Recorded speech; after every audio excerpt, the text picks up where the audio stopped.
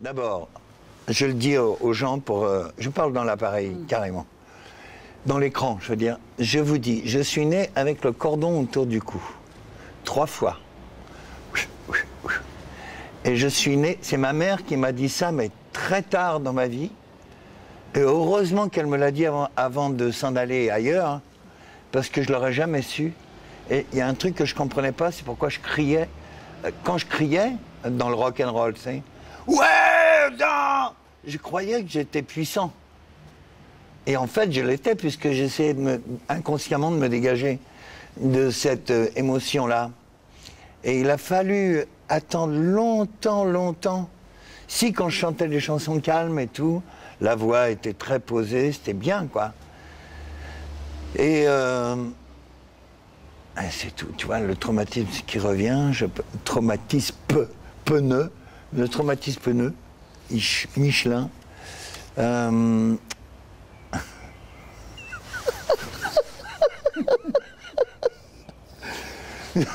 Soyons. Ma mère riait en pleurant, elle pleurait toujours en riant. Bon, moi j'ai chopé ce truc-là aussi. Je veux dire qu'on n'en a rien à foutre, tu vois, mais j'ai eu toutes les occasions, notamment de naître avec le cordon autour du cou, ombilical, qu'une sage-femme m'a sauvé parce que je devenais bleu. Donc je suis né bleu. Tu vois? Oui. Pas un naturel, mais bleu. Et égorgé, quoi. Égorgé par mon propre cordon, celui qui me reliait à ma mère. Comme traumatisme, c'est déjà, ça se pose un peu là. Et quand je suis sorti du ventre de ma mère, c'était le début de la Deuxième Guerre mondiale, en 1940. Et dès que j'ai fait mes premiers pas en dehors de la maison, il y avait les armées allemandes et les commandos de la mort lancés par Hitler sur toute l'Europe. Donc, tu vois, deuxième cas de traumatisme. Troisième, alors il y en a un, je passerai sous silence. C'est l'attaque des pédophiles, mais bon, ce serait trop long, il faudra un bouquin pour expliquer ça, parce que j'étais assez mignon et ils en voulaient à mon cul. Mais même un curé, que j'ai dû remettre à sa place en lui disant que j'allais le dénoncer à mon père. Et puis, par la suite, la guerre d'Algérie, où, grâce à Dieu, je suis allé après mon frère, qui s'est tapé 3 ans d'armée, et moi, 2 ans et 4 mois. Et quand je suis arrivé en 2 ans et 6 mois, je crois, je sais pas. Et quand je suis arrivé en Algérie, c'était en 62, et c'était le cessez-le-feu. Les accords d'Évian. Évian, j'en bois toujours, dis donc.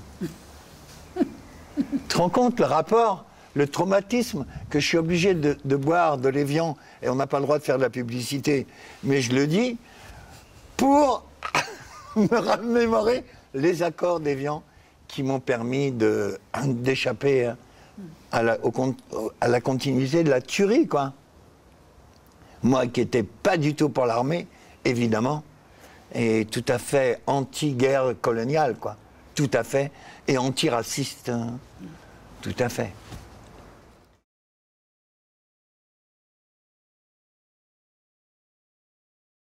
Puis en plus, j'ai été éduqué par des mecs d'extrême droite, à un moment donné. Quand j'ai quitté ma famille, c'était des gens qui étaient vraiment d'extrême droite et qui détestaient la gauche, les communistes et les socialistes, et puis tout ça, tout ce mouvement. Et moi, j'allais pas... Après tout ça, il y a eu un début avec ça, et je les ai surpris un jour, ils m'avaient emmené dans une 2 chevaux avec des matraques qu'ils avaient pris, et je comprenais pas ce qu'ils voulaient faire. Et en fait, ils voulaient faire une ratonnade, c'est-à-dire taper sur des Algériens, quoi, qui collaient des affiches. Et moi, enfant, il m'emmène à 9 ans et dit oh, on va pas emmener le gosse. Et moi, je dis pourquoi? Qu'est-ce qu'ils vont faire, tu vois? Et quand même curieux, étonné. Et quand j'arrive, il dit tiens, en voilà. Et puis, il montre les mecs qui collaient des affiches, des Algériens, et ils disent allez, on y va. Et ils descendent, et là, je comprends tout de suite, tu vois, qu'ils allaient les taper, quoi. Oui. Et j'ai hurlé, toi, je suis descendu de la voiture, j'ai dit « Arrêtez, arrêtez !» tu vois, en hurlant. Et puis, ils ont arrêté à cause de ça. Parce que les Algériens, ça les a prévenus, ils sont barrés. Et puis les autres, ils se sont sentis tout cons, quoi. Et j'étais en larmes. Et je disais, qu'est-ce que vous faites? Qu'est-ce que vous faites, tu vois? Et là, je me suis dit, là, il y a un gros problème, quoi. Ces mecs-là sont des assassins. Et c'est la première vision que j'ai eue de ça. Après, j'ai dit, oh là là. Et ça m'a traumatisé aussi, tu vois. Y compris aussi un professeur directeur d'école qui traitait mal un élève russe, blanc, parce qu'il embrassait sa mère sur la bouche quand il a quitté l'école. Et c'est une école catholique, et il le traitait devant tous les autres de communiste, alors qu'ils avaient fui, c'est des Russes blancs, tu vois.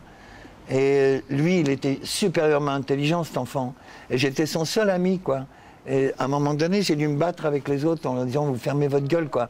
Moi, je l'aime beaucoup. Et qu'est-ce qu'il vous a fait? Qu'est-ce qu'il vous fait? C'est pas parce que l'autre le traite de sale coco, tu vois. Sale, il aurait dit sale juif, ça aurait été pareil, quoi. C'est terrifiant, on le voit, ça, quand on est enfant. Après, mon fils Ken, qui était un peu yellow, jaune, parce que mi-vietnamien, mi-alsacien, belge, encore heureux qu'il ne m'ait pas attaqué sur ma belgitude, tu vois. Déjà, j'ai dû m'avaler plein de blagues où on disait, oui, il est lourd, il est belge. En plus, alsacien, tu sais, c'était... Traité de sale boche aussi devant la maison. Ma grand-mère qui dit, je suis plus française que vous. Et dès que j'étais petit, j'étais confronté à ça, forcément. Puisque guerre mondiale, puisque sale boche les Alsaciens, puisque cordon autour du cou, puisque la guerre d'Algérie, la guerre d'Algérie qui a démarré en...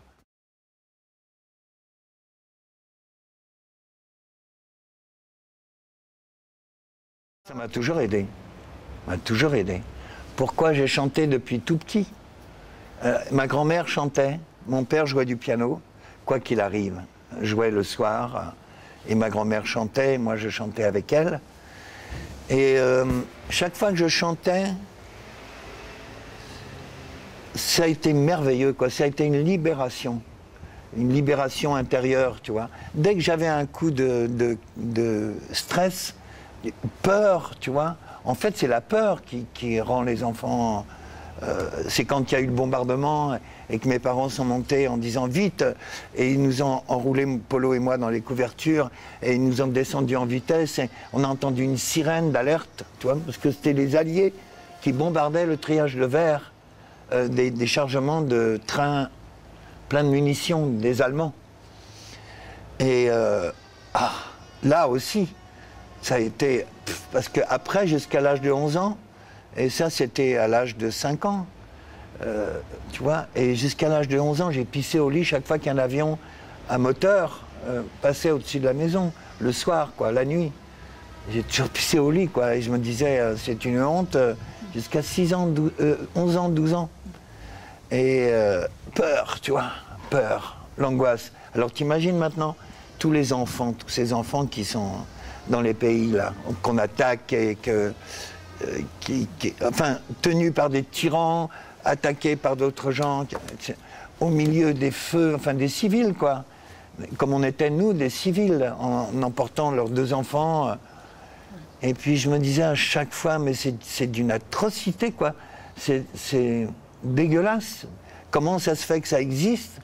Et quand tu es tout petit, tu te prends en pleine gueule, quoi. Et puis après aussi, c'est pour ça que je suis vraiment, mais complètement contre la guerre. C'est parce que ça fait un mal fou et ça n'est jamais, ça ne se guérit jamais. Parce qu'après, les gens gardent de la rancœur, de la rancune, et puis ils le transmettent à leurs enfants. C'est pour ça que j'avais écrit La croisade des enfants. Tu vois, en disant, les gens, qui apprend la guerre à ses enfants? Tu vois, pourra-t-on un jour vivre sur la terre sans colère, sans mépris, sans garder au fond de son cœur le mystère de la vie, Dans le ventre de l'univers, des milliards d'étoiles naissent et meurent à chaque instant, où l'homme apprend la guerre à ses enfants. C'était toujours, et toutes les paroles que j'ai écrites dans toutes les chansons, y compris les chansons d'humour, y compris les grandes déconnantes, comme l'attentat à la pudeur ou des trucs. C'est parce que l'humour et l'amour sont les défenses des gens qui n'ont pas d'armes, autres que ça. Et c'est énorme. Quand il y a Coluche qui faisait plier la France en deux, comme il disait, en quatre, et toujours quand il a visé, c'est pour ça qu'il n'y a aucun humoriste actuellement qui peut vraiment se mesurer, parce que c'est un enfant du peuple qui a parlé à tout le monde, que tout le monde comprenait, et qui a parlé pour faire rire de la prétention de ceux qui gouvernent et de leur façon de défendre leur théorie. Il n'y a rien qui soit pire que la guerre, quoi. Ça déclenche des choses énormes. Hier, j'écoutais à la radio encore une émission sur une amie de Simone Veil qui était en camp avec elle, tu vois. Et il y avait une émission sur France Inter qui parlait des conditions des camps, quoi. Moi, après, j'ai découvert tout ça. J'ai ouvert des livres, tu vois. Il n'y avait pas de livres à la maison. Après, des amis à moi, comme Pierre Goupil et Henri Crolla. Et puis Irène, la fameuse pour qui j'ai écrit les lettres d'amour d'un soldat de 20 ans, m'ont pris en main quand j'avais 18, 19 ans, où je buvais parfois comme un trou, parce que, tu vois, j'avais tellement peur de plein de choses que je me soulevais je sais pas, pour m'échapper, quoi. Mais ça, c'était pas bien non plus, parce que ça me rendait malheureux. Et ils m'ont tiré de là en m'expliquant plein de choses, tu vois. Et ce sont des gens, oui, de gauche, qui m'ont appris ça. Parce que les gens de droite que j'ai commencé par fréquenter, sans le savoir, qu'ils étaient des fachos, et m'apprenaient simplement la valeur de la guerre, la valeur du plus fort,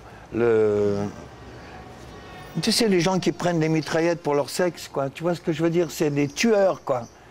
Et c'est pour ça qu'à un moment donné, très naturellement, sans jamais avoir fait partie d'un parti avec une carte, tu vois, je me suis dressé, même seul, parce que j'ai fait mon éducation avec des films avec des bouquins qu'on m'a envoyés, que Irène m'avait donné, que Pierre Goupil aussi me faisait lire, que Henri Crolla me conseillait, qui m'a pris pour la musique, qui m'a donné confiance en moi, que je jouais de la guitare, tu vois. Il m'a appris. Et tous ces gens qui m'ont aidé à sortir, parce que sans me donner de leçons, jamais, tu vois, sans me donner de leçons de morale et sans vouloir m'embrigader. Et ça, je l'ai gardé et je le garderai toute ma vie. Jamais j'ai cherché à embrigader mes enfants ou les enfants des autres, à leur dire il faut que tu votes à gauche ou à droite.